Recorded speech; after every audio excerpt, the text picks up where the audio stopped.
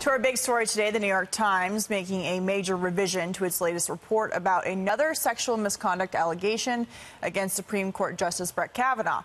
The Times updating the story with an editor's note, writing the female student involved, quote, declined to be interviewed, and friends say that she does not recall the incident. The piece claimed Justice Kavanaugh exposed himself at a party back in college. Which is similar to a story that Debbie Ramirez said that was not being able to be validated when he was out there. The note comes after several outlets report the allegation, and 2020 Democrats push to impeach the justice, as you're reading. Joining us right now is the Chief Counsel and Policy Director at Judicial Crisis and author of the network, I should say, and co-author of Justice on Trial. It looks at the Kavanaugh case. Carrie Severino, thanks for joining us. This is an excerpt from a book that came out. What was your take about the uproar this weekend about the allegations printed in that opinion piece? Yeah, well, I've had a chance to read the whole book cover to cover, and I can tell you there's no corroboration of the Ford allegations, the Ramirez allegations, the Swetnick allegations going in. They didn't find anything new. And now they're trying to peddle these new, allegedly new allegations that actually were reported to Senate Democrats at the time. They were so weak that even the incredibly credulous Senate staffers did not follow up on them.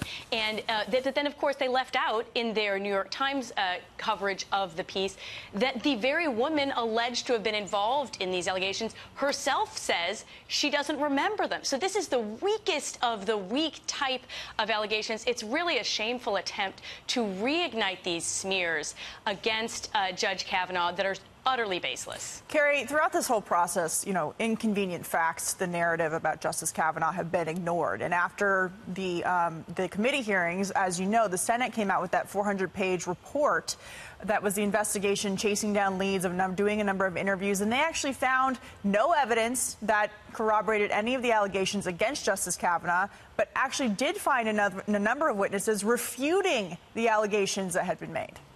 Absolutely. And it's interesting.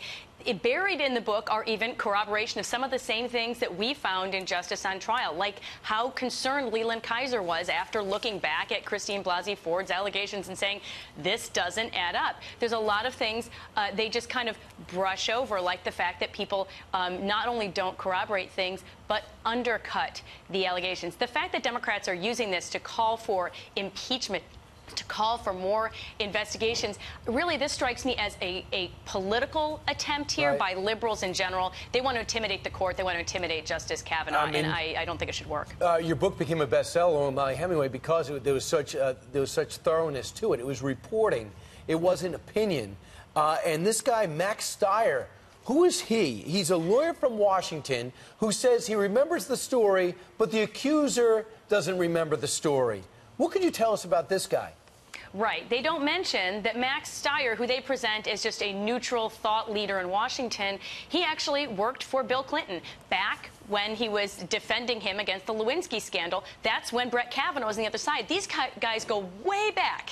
They have a long-running feud, right? So, of course, there's motive here, on top of which, the story doesn't even have him corroborating that he passed around this gossip, not to mention that the alleged woman, again, doesn't seem to believe it herself. So this is the most extreme hearsay and gossip that's being peddled around as an attempt to smear Kavanaugh even further. Carrie, you're talking about the peddling of hearsay and gossip. Can you talk about the media's role going back to last year when Justice Kavanaugh was announced with his nomination, and really what they have done to publish allegations without any kind of evidence, including over the weekend? Yeah, well, this was kind of a case in point of, unfortunately, what we've seen as a pattern in some of the media where you have an allegation that they throw out there with, it's a bombshell, there's this new exciting information, and when you start digging deeper, it turns out they knew all along there were a lot of holes that they just kind of brushed over and didn't talk about. Some cases that we reveal in Justice on Trial, they actually even knew that other people had refuted things, and they chose not to include that information in their stories. So that's a real concern that we don't know the full story, and that people's reputations are being trashed, are being damaged irreparably based on absolutely uncorroborated information. You can't just run with this. And of course, the politicians are happy to go hand in hand with this. They are just willing to do whatever it takes to undermine the excellent judges that this president has been putting up. That's a shame. You got to wonder if there's another Supreme Court justice that's up for nomination, they might say it's not worth it for me and my family. Yep, that's the it's just not worth it because that's not like the pay's increased that much. And if you're going to have your family drag through like this, and this is with the entire Republican Party in your backing you up from the Bush sector to the Trump sector, and still he was unprotected about all this. Carrie, that's why your book is a must read. Congratulations on it, and thanks so much for joining us today. Thanks. Good to be here. Thanks, Carrie.